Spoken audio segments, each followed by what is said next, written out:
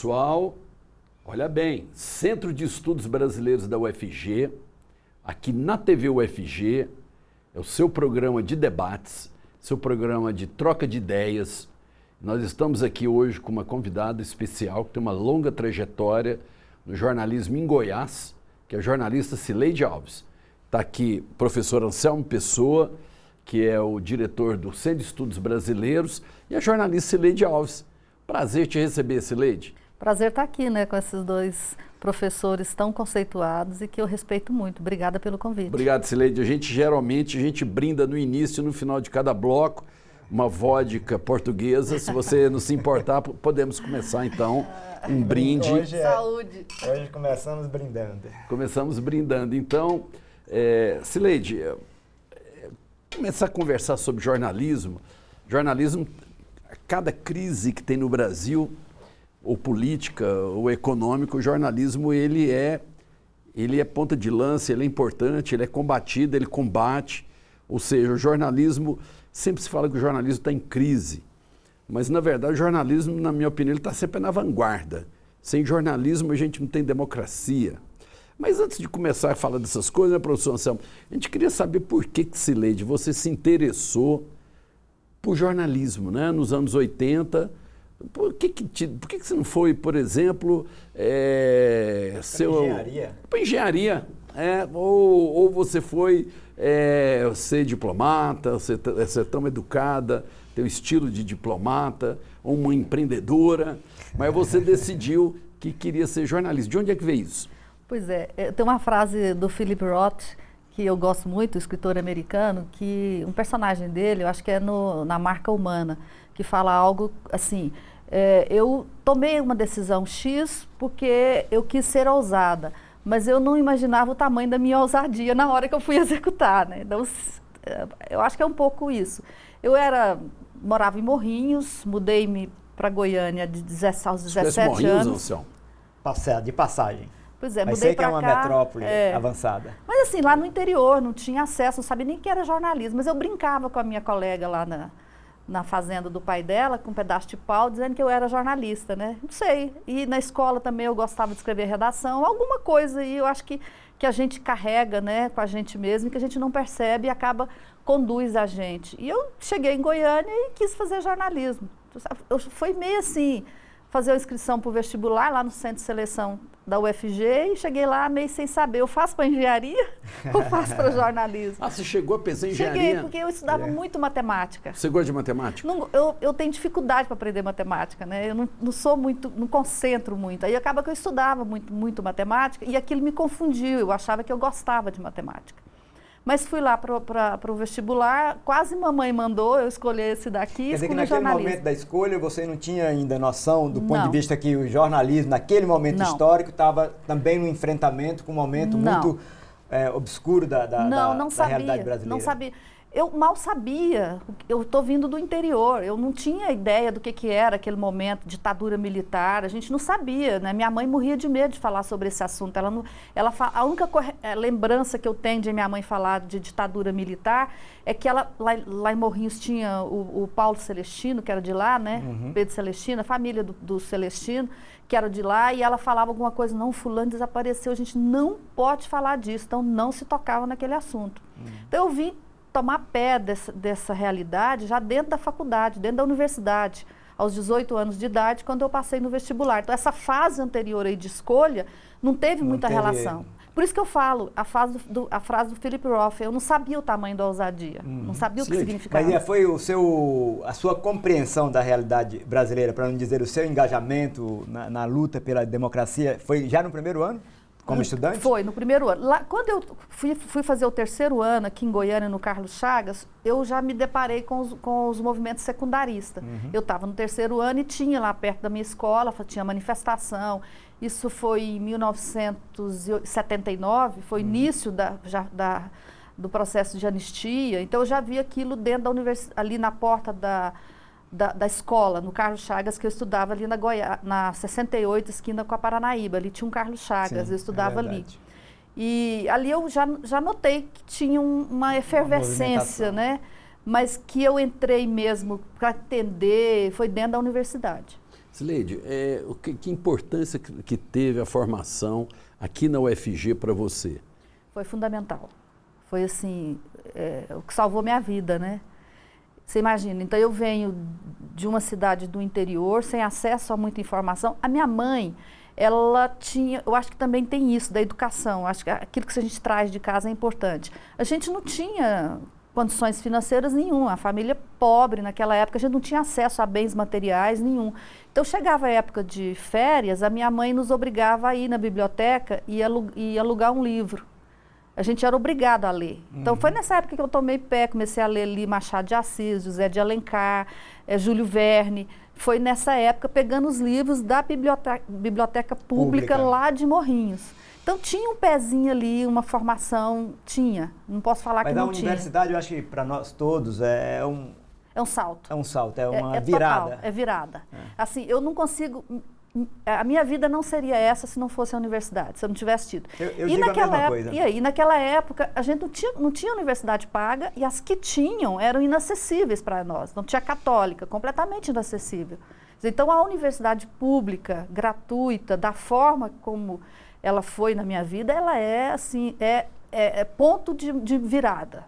Total. De águas. Sileide, e o que assim, sua entrada no jornalismo em Goiás, né?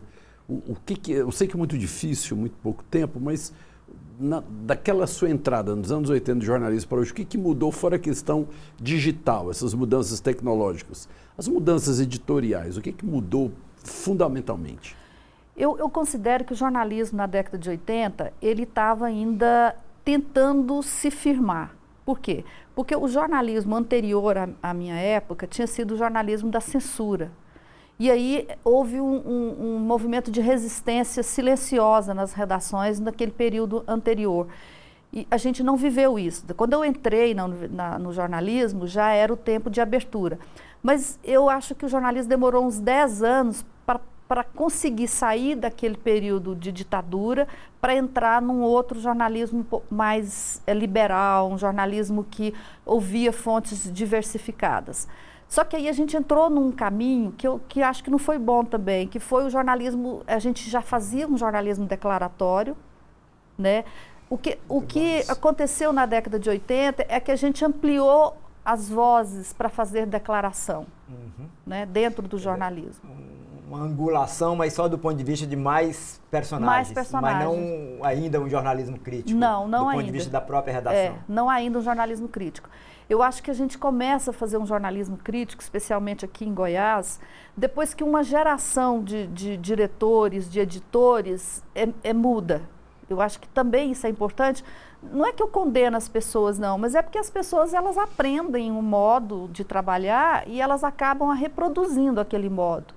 Né? Então, o jornalismo começa a mudar quando começa a haver essa mudança. E aí tem toda uma geração de jornalistas que também estavam acostumados e que foram, mesmo novos, mas também tinham sido treinados naquele jornalismo oficial, aquele jornalismo que o político fala e você reproduz. E um jornalismo que até hoje eu ainda acho que predomina nas redações, que é o jornalismo oficial, assim, não só da fonte pública, mas a gente é assim, se o professor fala, a gente publica, se o pai fala, a gente publica, se o governo fala, a gente é muito dependente dessas fontes oficiais, digamos assim. Muito bom. Né?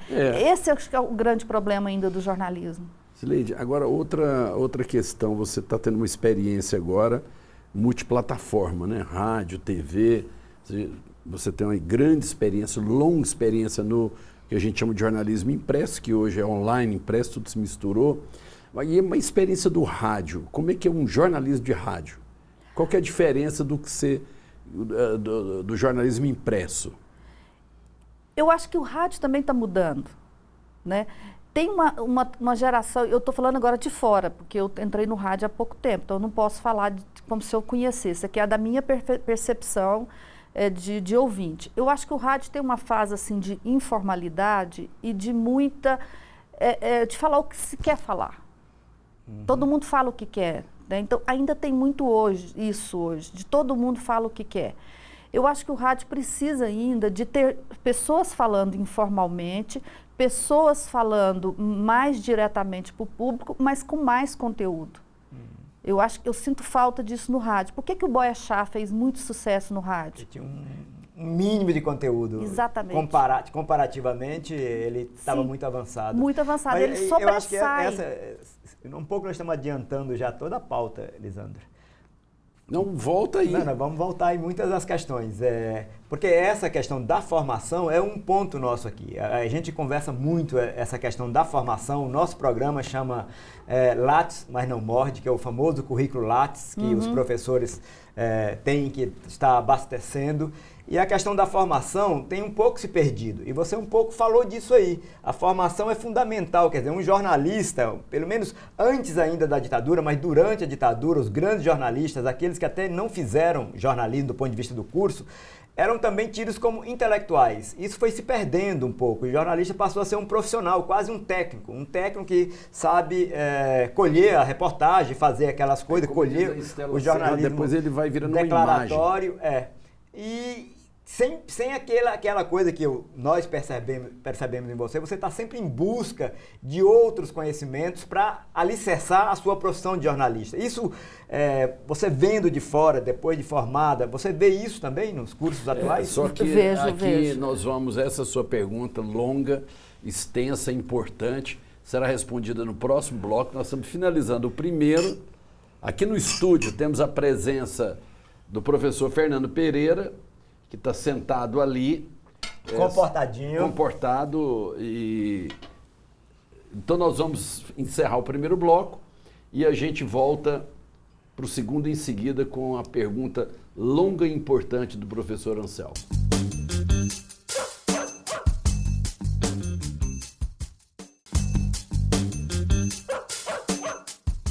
Nós estamos aqui no segundo bloco da nossa conversa de hoje com a jornalista Cileide Alves, que agradecemos de novo a presença. Para nós é uma oportunidade de bater esse papo aqui, Cileide. A gente diz que é uma conversa porque não é uma entrevista, senão nós teríamos que dar mais espaço para você. E aqui o espaço é disputado. Legal. Nós falamos tanto ou mais do que os nossos convidados. Portanto, se sinta à vontade de interromper Cileide, e conduzir um pouco. O problema é que nós somos bem narcisistas. Como você também, eu como o convidado que está ali aguardando. Mas eu perco aguardando. para vocês, ainda mais os dois juntos, eu perco no narcisismo. Eu queria dizer então que é Centro de Estudos Brasileiros, no estúdio da TV UFG, fazendo mais um programa da nossa série que Lattes, mas não morde. Cileide, no bloco anterior eu te fiz uma pergunta sobre a questão da formação, tanto do ponto de vista do nosso período, em que nós nos formamos aqui na UFG, e o período atual. Você pode alargar essa pergunta para nos falar um pouco mais da questão da formação? Eu acho que a formação ela é fundamental. Quando eu saí da universidade, a universidade me deu um nível de conhecimento e informação que eu não tinha até o dia que eu passei aqui. Ela foi fundamental. E o que eu fiz depois da universidade, o que eu consegui, não só com a prática jornalista, mas com a minha própria formação, eu me colocou numa posição diferente da que eu estava quando eu saí da universidade. Talvez se eu não tivesse feito isso, eu seria aquela profissional que a universidade me formou com uma experiência prática de jornalismo. Eu percebi muito rápido que toda profissão, né, não só o jornalismo, ela precisa de formação continuada. No mundo de hoje, mais ainda. Eu me lembro que na década de 90, quando começou a mudar muito a forma de fazer jornalismo, eu percebi que colegas meus dentro da redação estavam ficando para trás, começaram a ser demitidos, começaram a se encostar na carreira. E eu vi que não era o que eu queria. Eu precisava de continuar me aperfeiçoando. Então, a minha formação que eu considero é leitura, estar atenta às mudanças do mundo e da sociedade de um modo geral e do jornalismo em particular, estudando, fazendo curso. Então eu fiz MBA na área de jornalismo, eu fiz o mestrado aqui na UFG em História.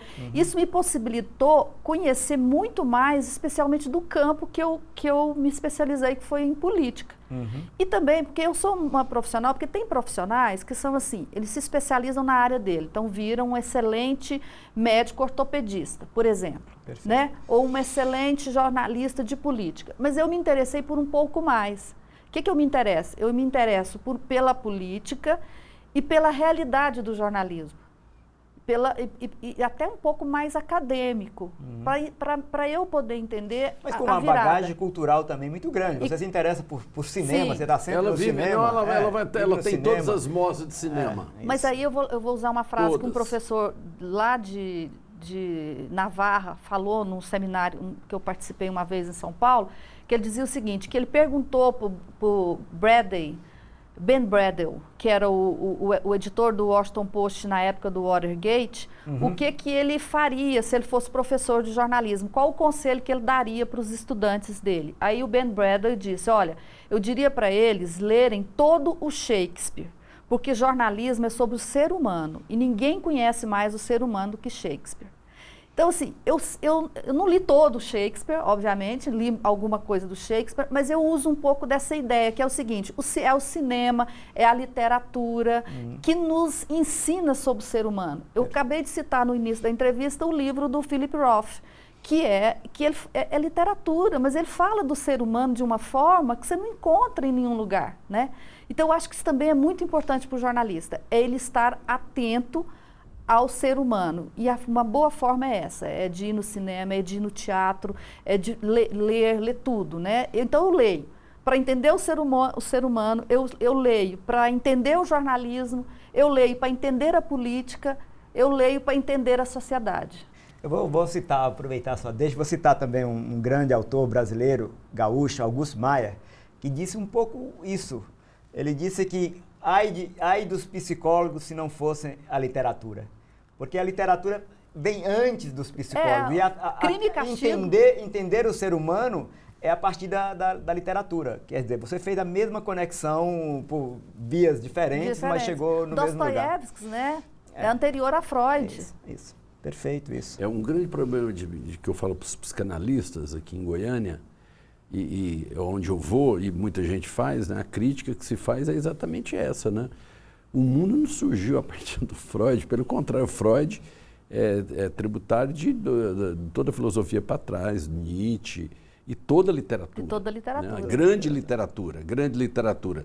Sileide, mas da sua formação, quando você entra em 1980,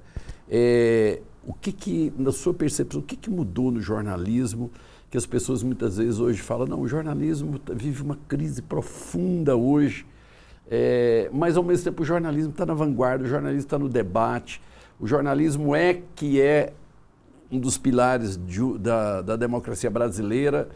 Ao mesmo tempo, o cinema, por exemplo, depende fundamentalmente hoje do jornalismo. O que mudou na sua percepção? Eu acho que quando a tecnologia muda tudo, né? Ela mudou. Eu não sei se a sociedade mudou pela tecnologia ou a tecnologia mudou pela sociedade.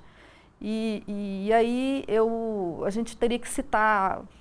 Eu não tenho condições de fazer essa avaliação. Mas no caso da sociedade atual, nós estamos completamente modificados. E parte disso é da tecnologia.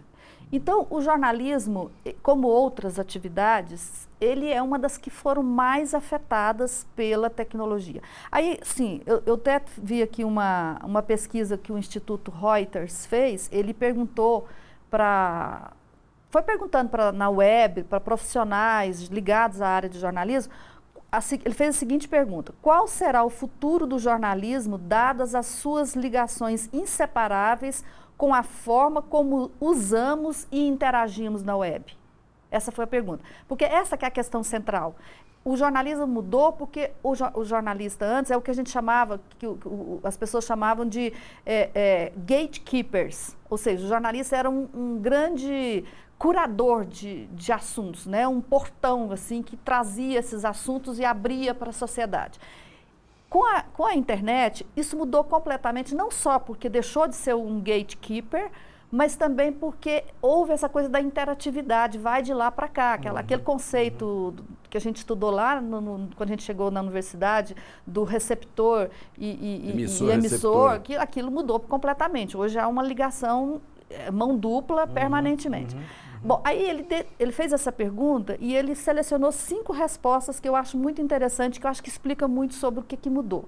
A primeira é essa, que a gente deixou de ser o curador, né, das notícias e passamos para um mundo onde a mídia ainda cria a agenda de notícias, mas as empresas de plataforma, Google, Facebook, o WhatsApp, elas controlam o acesso à audiência. Quer dizer, nós estamos ainda controlando a agenda, mas nós não controlamos mais a audiência. 2, esse movimento, ele agora está automatizou, e a exposição acidental leva as pessoas a fontes cada vez mais diversificadas com a informação. A gente está toda hora esbarrando com uma informação que você nunca abriria de um site que você não conhece e que você passa a ler. Então, essa é uma outra mudança fundamental. 3, o jornalismo está perdendo a batalha pela atenção das pessoas e, em alguns países, pela confiança do público. A gente falou aqui no começo, o jornalismo está apanhando muito pelos motivos errados, na minha opinião. 4, os modelos de negócios que financiam as notícias... Só um minutinho, mas ele está apanhando por quê? Acho que a gente pode... Deixa eu terminar a lista aqui, a gente conversa sobre cada um desses temas. 4, os modelos de negócios que financiam as notícias estão sendo desafiados, enfraquecendo o jornalismo profissional e deixando a mídia mais vulnerável a pressões comerciais e políticas.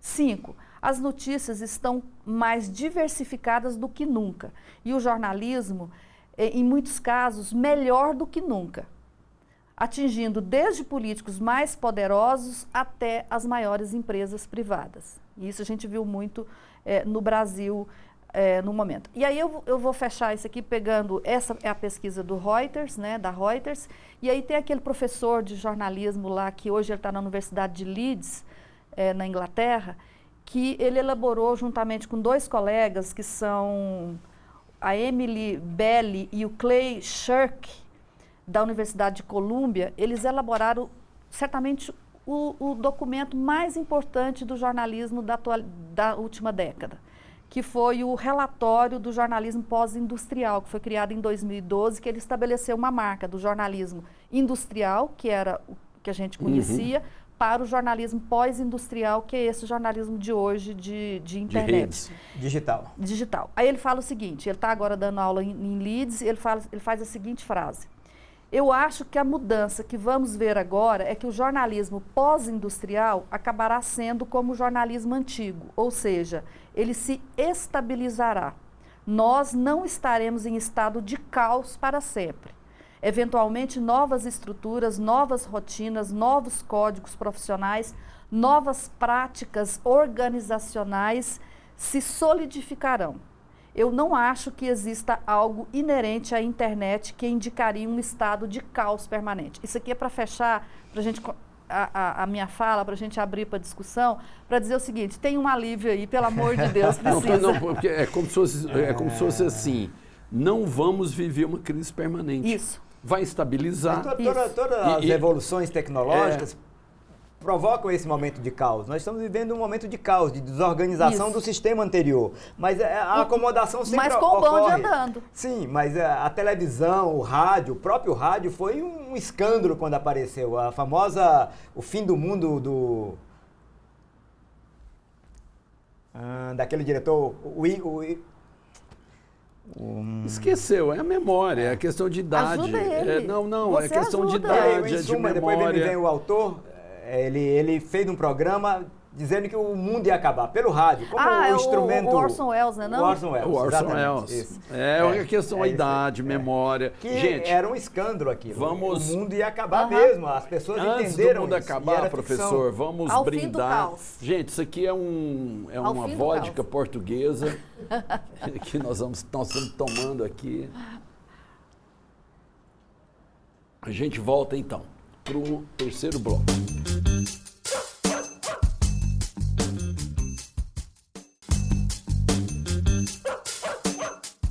Começar, portanto, o nosso terceiro bloco, lembrando que aqui é o Centro de Estudos Brasileiros, na TV UFG, controlando essa máquina aí que está nos filmando, tem o Edivan, ali no estúdio a Kitty, o Leandro, e não sei mais, deve ter um outro pessoal lá.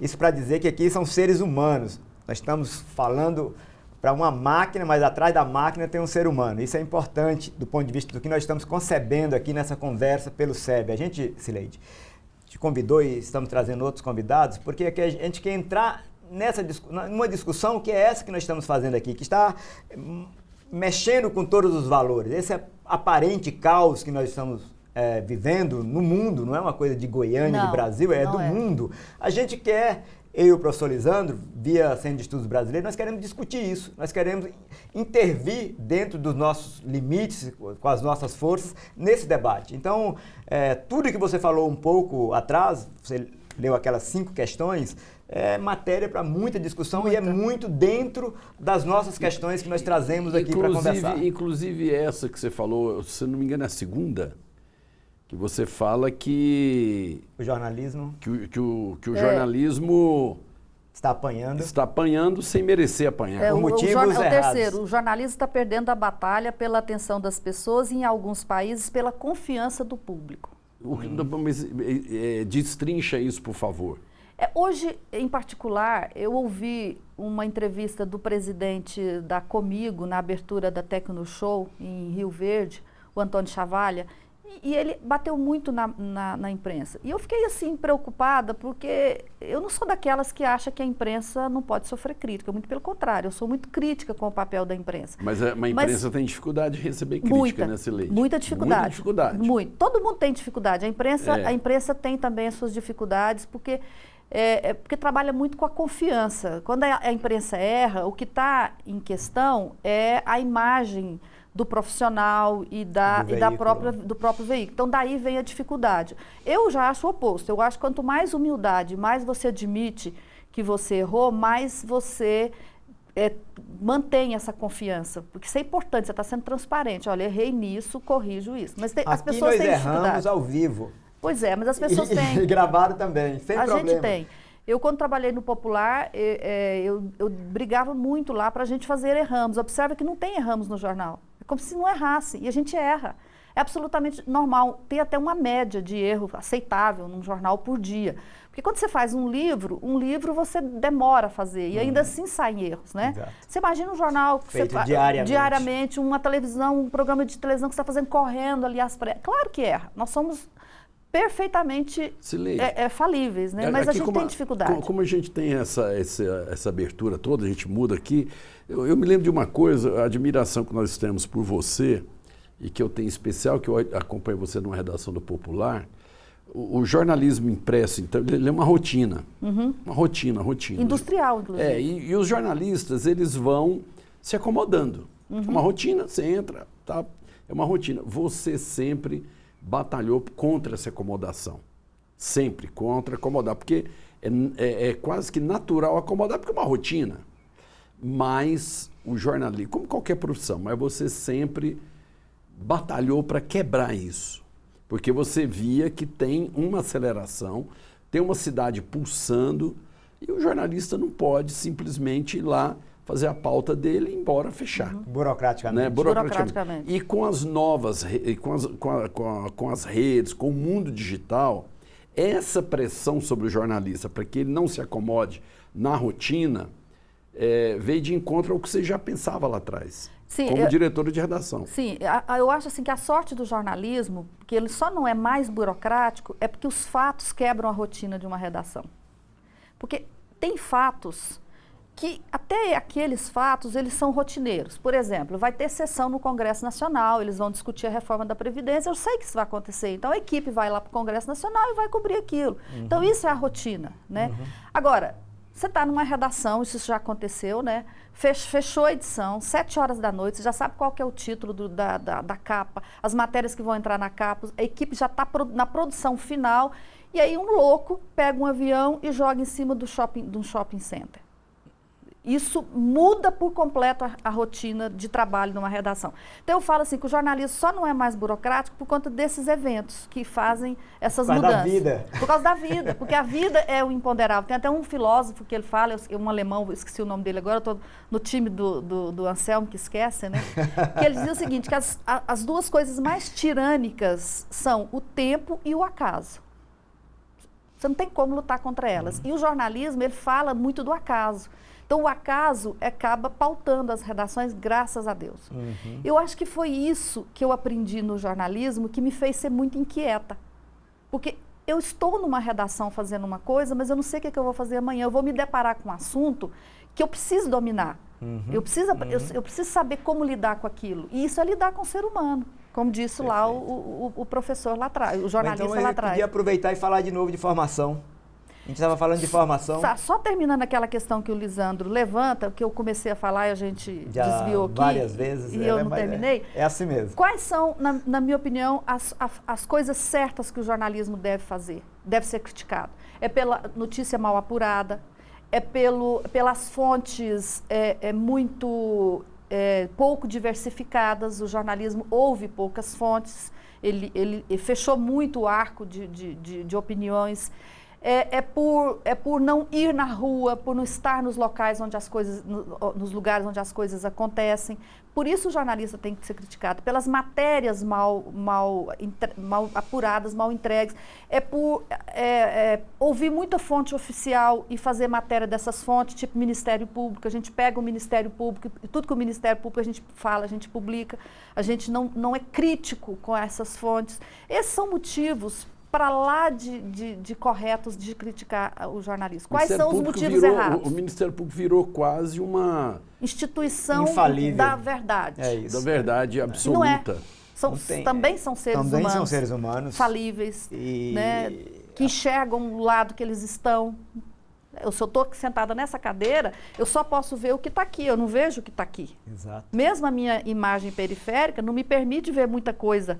Né? Então, qualquer um de nós é sujeito a isso. E também neles influi a própria formação, a visão de mundo, claro. tudo isso que nós somos feitos, eles também, porque também são humanos. Então, são humanos, esse mito da infalibilidade do Ministério Público é uma coisa prejudicial para eles e para a sociedade como um todo. Especialmente para eles. Claro, a gente, porque é o reflexo da instituição.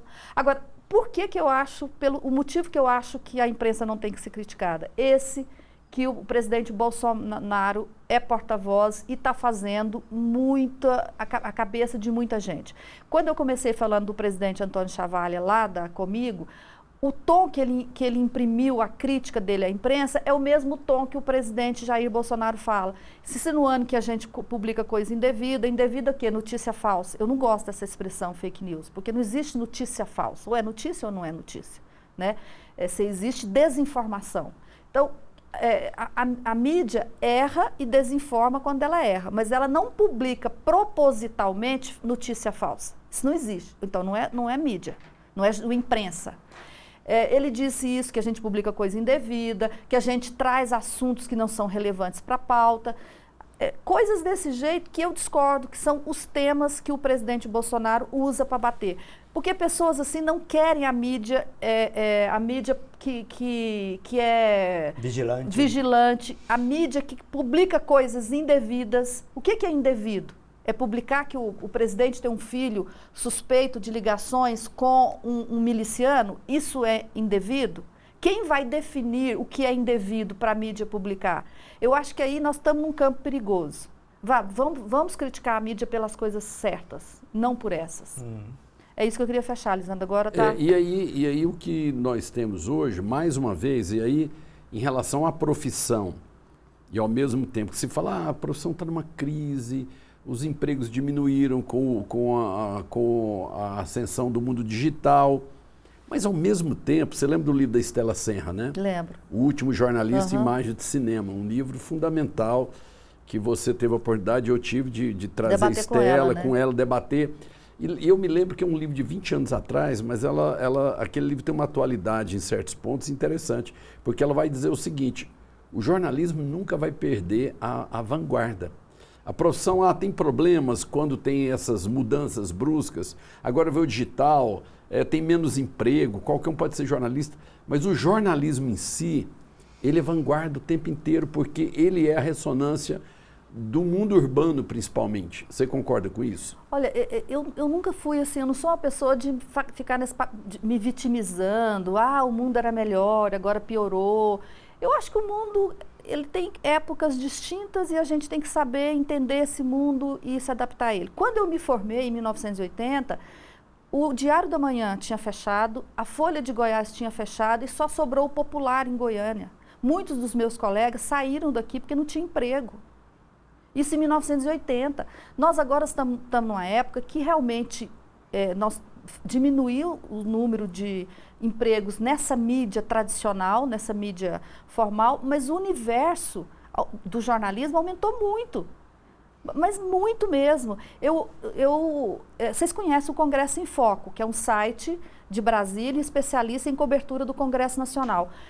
Ontem eu recebi um WhatsApp de um dos sócios e fundadores do Congresso em Foco, que é o Silvio, e o Silvio me mandou um trabalho que o Congresso em Foco faz, que eu fiquei tão feliz, é a terceira vez que eles fazem, e eu mandei uma mensagem para ele e ele respondeu super emocionado. Eu falei, olha, esse seu trabalho, o trabalho do Congresso em Foco, me faz acreditar que o jornalismo vai sobreviver. Por quê? Porque ele criou um novo, digamos, produto para essa nova realidade. Como eles são especialistas no Congresso em Foco, eles fazem uma pesquisa com os senadores, eles fazem os parlamentares, e eles antecipam para a sociedade a posição do Congresso Nacional diante de várias coisas. Uhum. Então, ele tá dando uma informação que é relevante, que ninguém tem. Isso é o jornalismo. É claro que não vai ser mais cobrindo o Congresso Nacional, fazendo a cobertura factual. De declarações, e de declarações, porque essa é feita pelo WhatsApp. Analisando as tendências. Mas analisando, descobrindo aquilo que está encoberto. Perfeito. Você gostou da vodka portuguesa? Vamos Adorei. Encerrar, então, o terceiro bloco e vamos para o próximo, que é o último.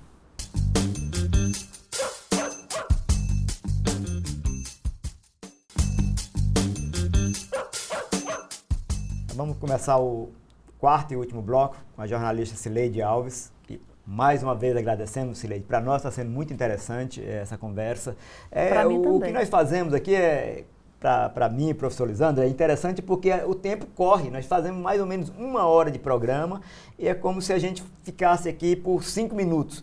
Isso, pelo menos, talvez seja auto-engano, mas para nós quer dizer o seguinte, parece que a coisa é prazerosa, parece que tá bom o papo. E tem uma contradição nisso, porque o programa tem 4 blocos de 12 minutos e hoje os consultores de jornalismo para as redes, eles falam, olha, tem que fazer vídeos no máximo 6 minutos.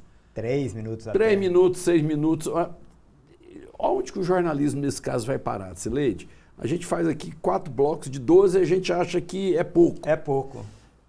Como é que um jornalismo de segundos ou de minutos ou de vídeos para YouTube, para Instagram, de 1 minuto até 6 minutos, que jornalismo é esse que nós estamos vivendo? Eu acho que tem público para tudo. A primeira vez, assim, os vídeos curtos que eu mais gosto são os da AJ Plus, né, que é a Al Jazeera AJ+. Eles fazem vídeos de 30 segundos, 40 segundos e te explica por que o Trump está em guerra comercial com a China. Com música, com vozes, com legenda e tudo legendado. Por quê? Porque a ideia deles é boa, você está no trem, você está na rua, você não tem tempo de ficar ouvindo. Então, você põe legenda e que ele entende. Então, tem esse público e você está dando informação para esse público. Tem público para isso aqui. E a gente não falou aqui, mas uma coisa que está crescendo muito hoje e que eu gosto muito são os podcasts. Né? Nós vamos... Na semana passada, eu já faço um podcast, já tem... Podcast é áudio. São os programinhas, pode ser de vídeo também, né? Que você coloca eles... Podcast com vídeo já? Tem também. Você coloca eles na internet. Tempo só do áudio. Não, você coloca eles na internet, ele tem vida própria. Você ouve ele em qualquer tocador de podcast de telefone, você ouve ele no SoundCloud, você ouve ele no Spotify, você ouve no site da emissora. Então, ele tem vida própria. Eu sou consumidora de podcast. Eu estou dirigindo o carro, eu estou ouvindo um podcast de notícia. Eu estou fazendo comida, eu estou ouvindo um podcast. Eu estou andando na rua, eu ponho um fone, estou ouvindo podcast. Então, e aí os podcasts, tem podcast de 3 horas, eu acho exagerado. Né? Vai ter até um encontro que a revista Piauí está fazendo agora em maio, no Rio, só para discutir podcast. O Google está fazendo uma pesquisa, desenvolvendo uma pesquisa para busca de áudio, porque hoje você faz busca no Google, você localiza texto, imagens e vídeo. Eles agora estão fazendo a pesquisa para áudio também. Por quê? Porque o podcast cresceu. E o Google lançou ontem, em fase de teste, um agregador de podcast. Tipo um feed, assim, você vai poder agregar os podcasts que você ouve. Então, assim, o que está acontecendo hoje é que a diversificação de fontes de informação é muito grande. O grande problema hoje ainda é a fonte de financiamento de tudo isso, que é um dos itens que eu falei aqui do Reuters, né? Quem vai financiar isso? Isso custa. Eu preciso sobreviver, você precisa, quer dizer, como é que vai sustentar isso? Porque o modelo de negócios que tinha antes no jornalismo pós-industrial, ele quebrou, ele morreu. E hoje é a grande dificuldade que os veículos têm para se sustentar. E isso é o caos hoje no jornalismo. Está aí um dos motivos que a gente fala que a crise é grande no jornalismo. Porque o jornalista está passando... A gente vê também muita migração de jornalistas consagrados indo para os seus canais. Tem um fenômeno também de migração que aí pelo menos eu imagino que a expectativa desse profissional que está indo para abrir o seu próprio canal, o seu próprio meio, é de o próprio meio, o YouTube lá, pagá-lo com os likes. Olha, e isso tal. Tem uma estudo a monetização do próprio meio. Sim, mas é mínimo ainda, muito mínimo ainda. Mínimo. É porque jornalista ganha, salário de jornalista é baixo, é R$3.000. Né? A média é essa, e eu falo, não é só em Goiás, não. Eu participo de um grupo, é outra coisa da minha inquietação como jornalista. Eu participo de um grupo de jornalistas que tem jornalistas do Brasil todo. E eu tenho idade para ser mãe de todos eles, todos muito novos. Então, eu estou acompanhando a realidade no mercado no Brasil todo. Salários, a Globo contrata um editor no Rio por R$3.000. Então, os jornalistas hoje ganham muito mal. Aí eles acabam migrando para outras plataformas. Sempre ganharam mal. O jornalismo mas tem os astros, né, que ganham... Mas esse é igual... Em qualquer profissão. Isso é importante a gente falar aqui. É importante porque a pessoa acha que todo mundo ganha como Bonner. Não. Ou ganha como Neymar. Não. 90% dos jogadores de futebol do Brasil ganham menos de 3 mil. Ou não ganham nada, ficam esperando o momento de ganhar e às vezes não ganham, terminam a carreira sem ter ganhado. Sileide, neste caso, esse modelo de financiamento que entrou em crise do jornalismo, mas que na verdade sempre esteve em crise, na minha opinião. Não é uma nova crise, mas é uma nova crise da mesma que era o embate do jornalismo ser financiado, ser ajudado, ser estimulado pelo Estado, como por exemplo na França ele é. Então, o jornalismo francês, que é dito um jornalismo liberal, mas ele tem extremos subsídios, só que uns subsídios que são, como se diz, são impostos dos prédios onde eles existem.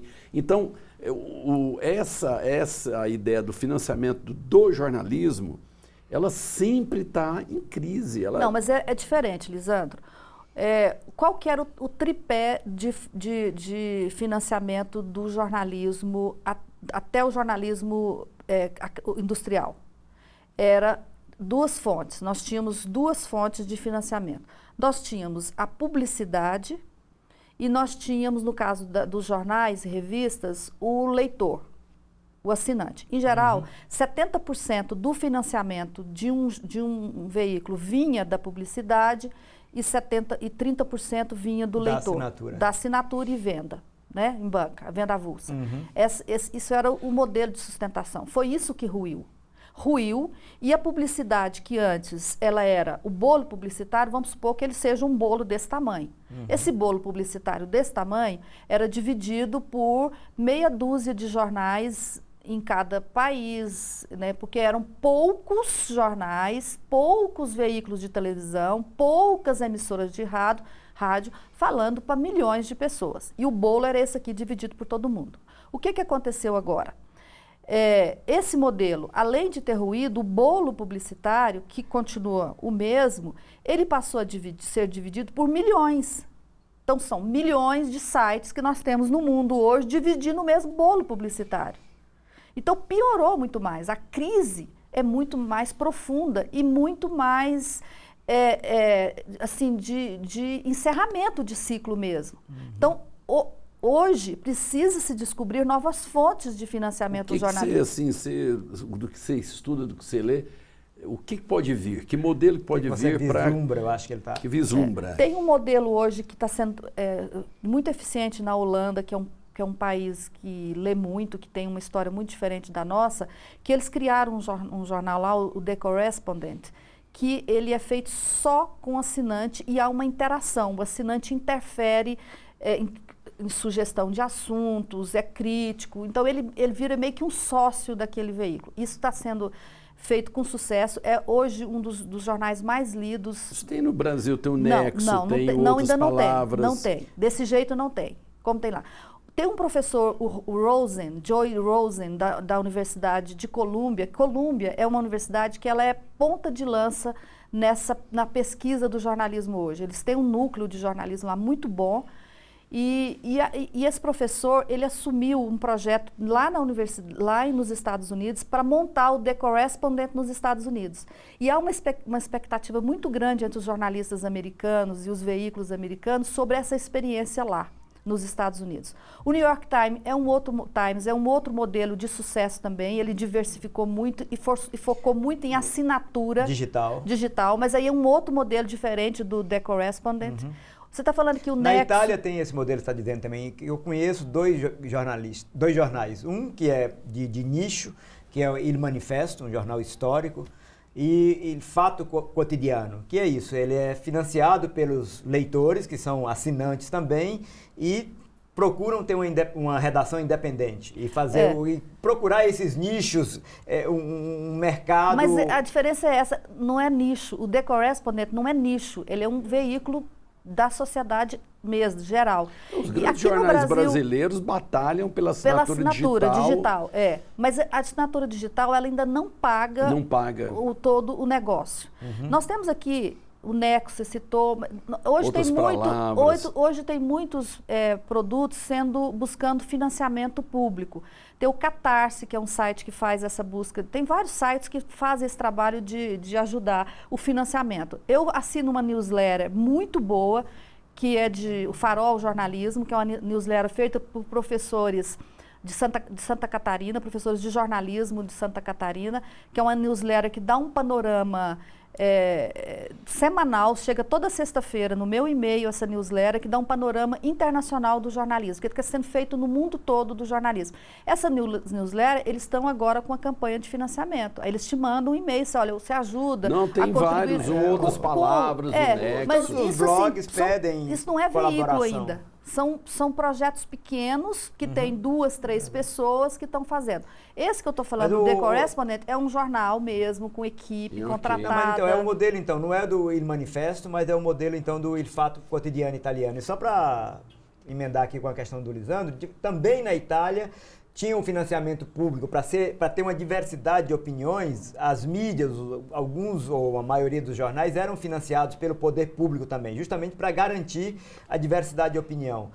Com essa revolução que nós estamos vivendo, com todos esses paradigmas ruindo, lá o Estado deixou de financiar. Então, todos aqueles castelos, todos aqueles jornais, aquelas redações que estavam constituídas, estão tentando se reinventar. Alguns já encontraram caminhos, mas ainda esses caminhos estão sendo abertos. E também tem um mito aqui no Brasil, nós temos muitos veículos que são 100% financiados por recursos públicos.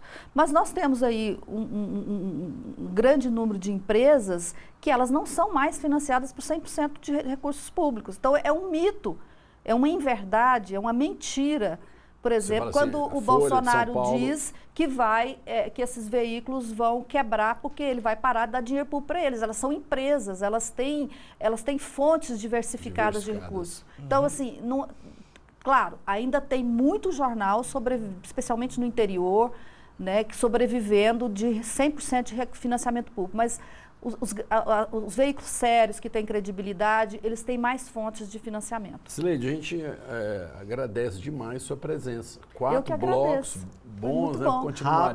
Rápidos, né? O pessoal está falando, pelo menos. O pessoal está falando em fazer vídeos curtos de 6 minutos. Nós estamos com 4 blocos de 12, então nós estamos indo contra a corrente. Mas a gente vai fazer de tudo, de 6, de 1 hora. De 1 hora, né? Nossa, isso. Do nosso ponto de vista, nós queremos um pouco aprofundar mais, fazer um bate-papo mais tentando aprofundar. E a gente acha que nós sempre saímos com a sensação daqui que não aprofundamos apesar de 4 blocos. Tá vendo? Imagina 3 minutos. Seria impossível. Então vamos brindar. Mas vamos lá agradecer a TV UFG, a Kitty, o Edivan, o Leandro que estão ali dentro, a oportunidade da gente estar aqui fazendo essa conversa. Exatamente. E a Sileide mais uma vez, claro. Sileide mais uma vez, Centro de Estudos Brasileiros. Eu fico feliz demais de estar aqui, viu, gente? Fala aí das considerações finais. O UFG, para mim, é uma família, assim, eu devo muito da minha carreira à universidade.